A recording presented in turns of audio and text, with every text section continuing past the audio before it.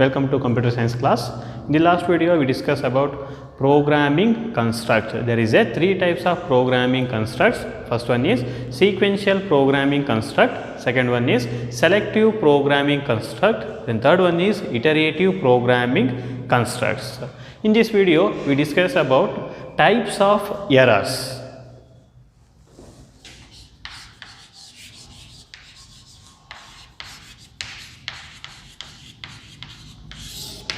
Types of errors. Here errors are the bugs. In a computer programming, errors are also called bugs. There is a four types of errors. The first one is syntax errors. Syntax errors. Second one is semantic errors. Third one is logical errors.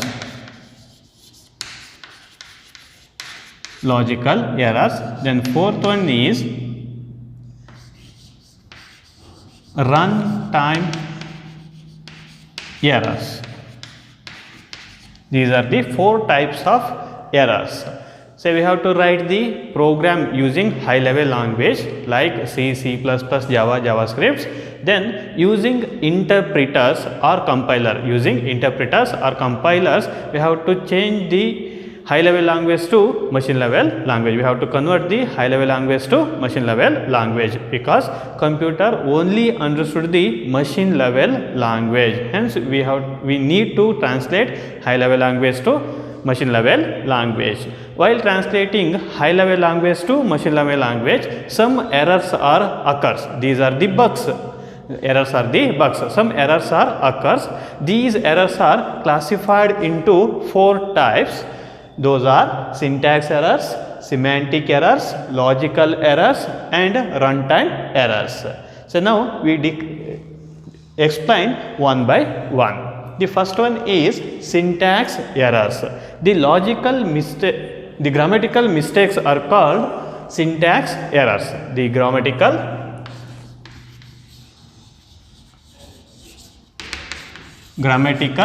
mistakes. Grammatical mistakes are called syntax errors. Then second one is semantic errors. The logical errors are called semantic errors. That is, improper translation of the logic is called logical errors or logical mistakes. Those are called semantic errors. For example, in a programming we write C back arrow A plus B. It is a logic. That is, first we have to add A plus B, then those values are assigned to C. If you write the same expression as A plus B back arrow of C, then this expression returns an error. Those errors are called logical mistakes. Logical mistakes are called semantic errors. Then third one is logical errors. Here, sometime the correct translation of the algorithm returns an error. Sometime correct algorithm or translation of the program returns errors. These errors are called logical errors. If you write the correct expression, if you translate a algorithm in a correct manner, then also the compiler returns some errors. Those errors are called logical errors. Then the fourth one is runtime errors. These occur at the time of program run. Those are called runtime errors. While translating the program, we have three types of errors. If you done in grammatical mistakes, if you violate the syntaxes, if you forget to write the double quotation, if you forget to write the single quotation, or if you forget to end the statement, then those errors are called syntax error. That is, those are the grammatical mistakes. These are done by the programmer. These are done by the programmer. Then these types of errors, syntax errors, are easily rectified by the compiler. Compiler easily rectify the syntax errors. Next one is semantic errors. That is the logical mistakes. Logical errors or logical mistakes are called semantic errors. That is the improper translation of the expression. This is done by the programmer while translating the expression. While translating the expression, semantic errors are occur. Then logical errors. Say these are the sometime correct translation of the algorithm. Correct translation of the algorithm also returns some errors. Those errors are called logical errors. Here the logical errors and runtime errors are difficult to trace. Logical errors and runtime errors are difficult to trace. But semantic errors are identified by giving some data. These are also identified by substituting some data. It is easily identified and we have to clarify it. So this is called debugging, the process detecting and correcting an errors.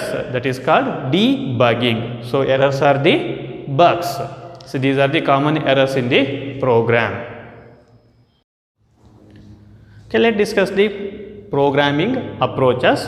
There is a 3 types of programming approaches. The first one is top down approach, second one is stepwise refinement, then third one is bottom up approach. Here approaches are the technique to implement the algorithm. So in a top down approach, we divide a lengthier program into sub programs. Further divide the subprogram into smaller subprogram until to get a computer solution. That is the top down approach. In a top down approach, we divide a lengthier program into subprograms. Then again further divide the subprogram into smaller subprogram until to get a computer solution. Or until to implement a programming statement. That is, in a top down we divide a lengthier program into sub programs.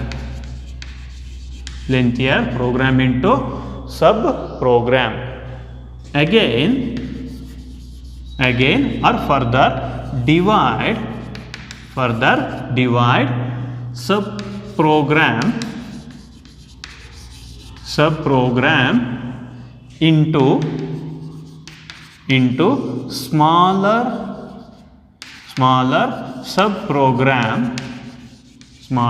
subprogram until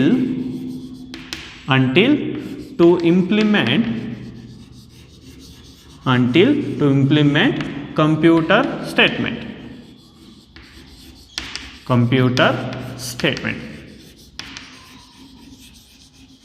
That is the definition of top down approach. How it is? See, A is a program. Again this A is divided into 2 subprograms. Call it as B and C. Again these B and C is divided into D and E. C is divided into F and G. So like this we have to divide a subprogram into further subprograms to get a computer statement. That is the definition of top down approach. There is a program. Program is subdivided into subprograms. Again further these subprograms are divided into smaller subprograms. See, B is divided into D and E, smaller subprograms. Then C is a subprogram. Again, it is divided into E and F and G. Like this, we have to divide a subprogram into smaller subprogram until to implement computer statement. This is the basic technique to approach the program. Then next one is stepwise refinement. In a stepwise refinement, you will divide a lengthier program. In a stepwise refinement, we divide a lengthier program into subprogram. Then in each step we get a computer solution. That is the stepwise refinement. In a stepwise refinement, we divide a program. We divide a program into subprograms. Divide a program into subprogram. In each step, we get a computer solution. We get a computer solution. That is, we call it as stepwise refinement. In each step, we get a computer solution. This is the second approach. Then third one is, that is bottom-up approach. Bottom-up approach. It is completely reverse process of the top-down approach. In a top-down, we divide a lengthier program into subprogram. Further, we divide subprogram into smaller subprogram. But in a bottom-up approach, we combine the subprogram, smaller subprogram, and we built a subprogram. Again, we built a single program. For that single program, we write a computer solution. Here, computer solution means we have to write a program in the computer. That is bottom-up approach. In a bottom-up approach, we combined smaller subprogram and we have to build a single program. For the single program, we write the computer solution. These are the three approaches to writing a program. Here approaches means technique to write a program. The first one is, we have to divide a lengthier program into smaller program. Again, sub-smaller program. For the very smaller programs, we write a computer solution. Second one is, we divide a lengthier program into smaller program. For each step, again divide into further program, but in each step we have to write a computer solution. But in the bottom-up approach, we combine the smaller programs. We combine the smaller program, then combine the smaller program into sub-programs. Again, combine sub-programs into single program. For the single program, we write the computer solution. So these are the programming techniques. Let's discuss the evolution of computer programming. In olden days, the programs starts with unstructured technique.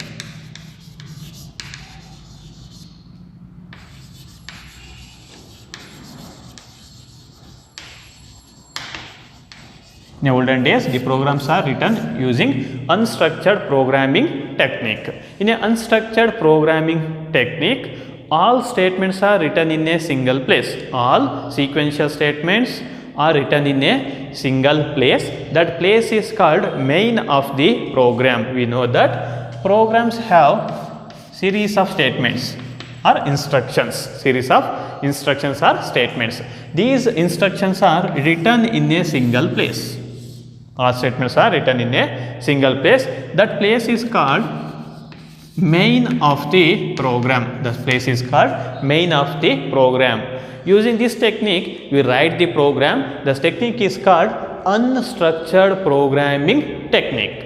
After that, we are using procedural technique.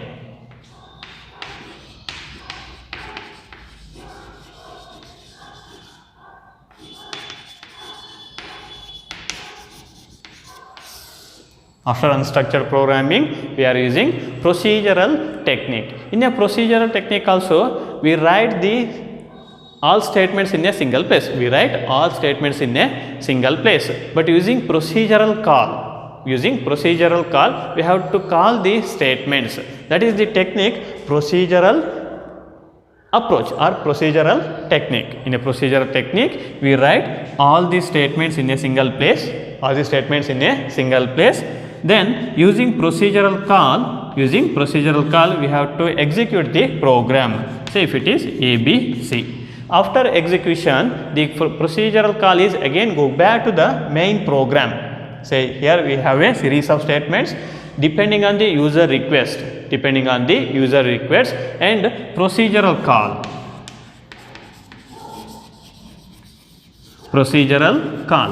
So we have to call the program. After execution of the program, again it will go back to the program, main program. That is the technique in procedural programming. After that, we are using structured programming.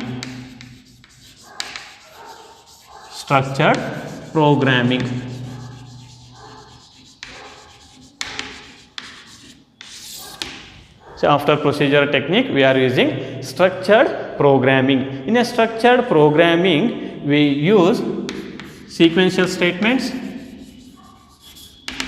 selective statement, then iterative statement, then also we use subroutines. Here subroutines are called functions. So in a structured programming, we are also writing the series of statements. To write the series of statements, we use sequential statements or selective statements or iterative statements and subroutines are also called functions. In a sequential programming, we write all the statements one after the another.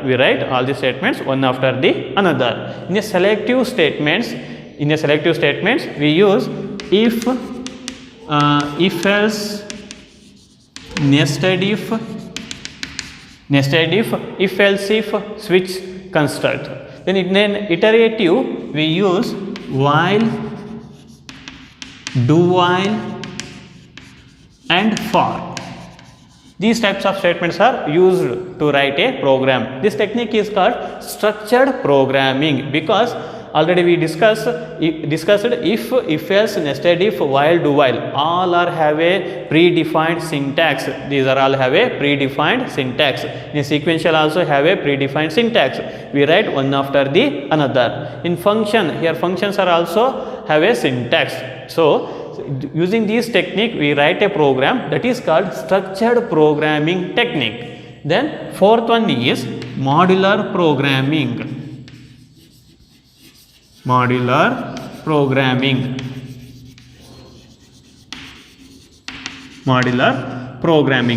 So in a modular programming, we divide a lengthier and complex program into subprogram.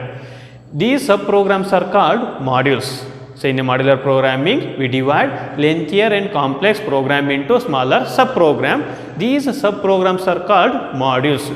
Using this technique, we write a program that is called modular programming. Then fifth one is object oriented programming.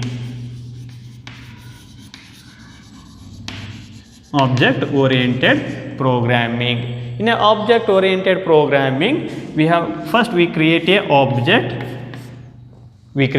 object. Then using object and classes, we have to write the program. This programming technique is called object oriented programming. This object oriented programming is discussed in the next chapter. Now we discuss modular programming in detail. So before that, in a evolution of computer, there is a 5 types. We are in the 5th generation. So in the first, you are using unstructured programming. In a unstructured programming, all the statements are written in a single place. That place is called main of the program, but it is difficult to write the program. To overcome these disadvantages, we are using procedural approaches or procedural technique. In a procedural technique also, we write all the statements in a single place. Using procedural call, we execute the statement one after the another. In a structured programming, so we are using sequential statements or selective statements or iterative statements or and subroutines to construct a program. That is called structured programming. In a modular programming, we divide lengthier and complex program into smaller subprogram. These programs are called modules. Using this technique, we write a program that is called modular programming. Then object-oriented programming. Now we are using object-oriented programming to construct a programs.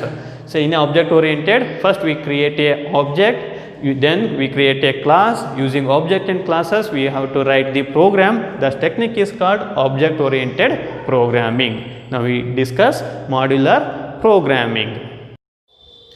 In a modular programming, we divide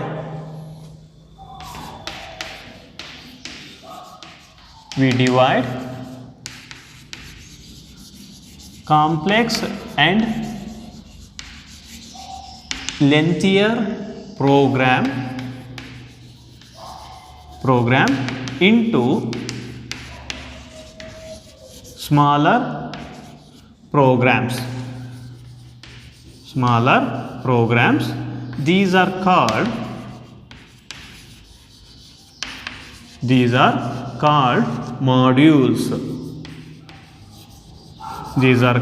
modules. Using these modules,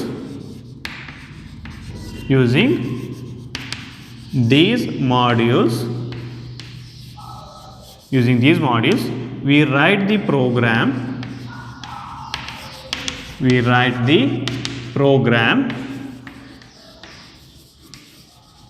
that is called modular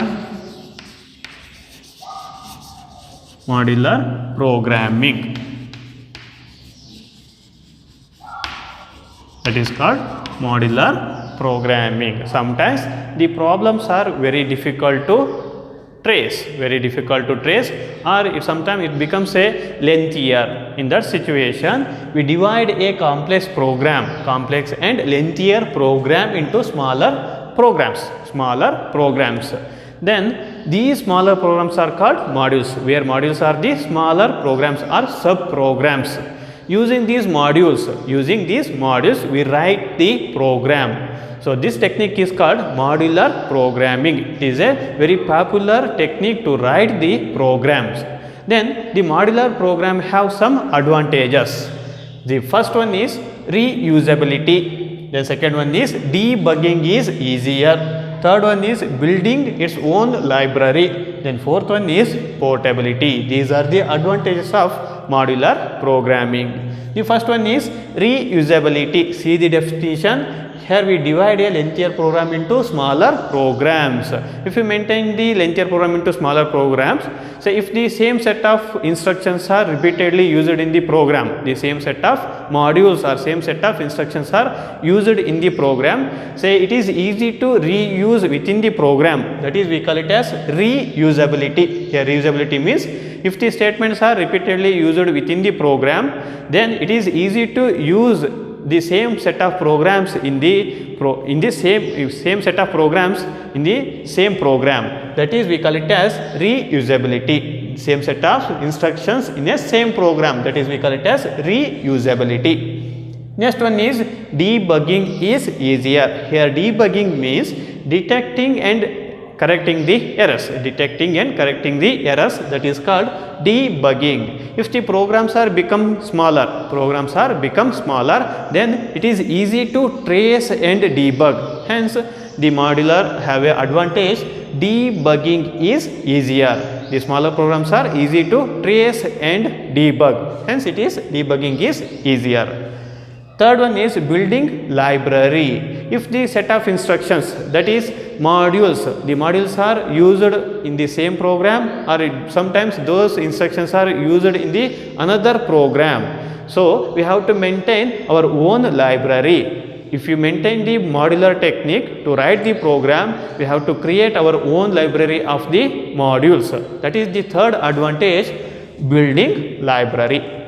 And fourth one is portability. Here portability means we have to transfer the set of instructions one program to another program or one system to another system if it is reusable. That is called portability. Portability means the same set of statements are we have carried from one program to another program or one system to another system. That is the portability. So if you maintain the modular programming, these are the advantages. Reusability, debugging is easier, building its own library, then portability. So these are the concepts discussed in problem solving methodology. This is the end of problem solving methodology. In this chapter, we discuss about what is programming, what is problem, then what are the steps to solve the problem. Say there is a 6 steps to solve the problem. The first one is problem definition, next one is problem analysis, third one is design, then fourth one is testing and coding, fifth one is debugging, then last one is documentation. So these are the stages in the problem solving. In the design stage, we discuss algorithm and flow chart, where algorithm is a step-by-step procedure to solve our problem. Algorithm is a step-by-step instructions to solve a well-defined problem. Then flow chart is a diagrammatic representation of the algorithm. To write the flow chart, we follow some diagrams already discussed in the algorithm and flow chart video. Next one is testing and debugging. Say testing and debugging, it is a process. It is a process. In a testing, we have to verify the correctness of the program. In a debugging, we have to verify the errors, detecting and correcting the errors. That is, we call it as debugging. Then coding. Coding is a process to translate algorithm into programming instructions by using any one of the high level language. After converting program, after debugging, we have to hand over to the user using a proper manuals. That manuals are called documentation. There is a 2 types of documentation. One is internal documentation, then another one is external documentation. Then we discuss the programming constructs, where programming constructs are the statements in the program, where we discuss sequential programming construct, selective programming construct, then iterative programming construct. In a selective programming construct, we deeply discussed about if else, nested if else if, then switch, along with the syntax and flowchart. Also we discussed some example related to selective programming construct. In a iterative programming construct, we discussed while, do while and for, where while is a pre-tested, then do while is a post-tested, then for is a fixed iterative construct. Then these while, do while and for we discussed along with the syntax and flowchart. The examples are discussed in the C++ introduction chapter. Next we discussed approaches to programming. There is a 3 types of approaches. The first one is top down approach, second one is stepwise refinement, then third one is bottom up approach. Then we discussed evolution of the programming. It begins with unstructured programming, then we use procedural programming, then we use structured programming, then modular programming, and also we use object oriented programming. Then deeply we discussed about modular programming, definition of the modular programming, then advantages of the modular programming. Say this chapter have a 12 marks weightage in the exam. Then keep practicing with problem solving technique. Thank you.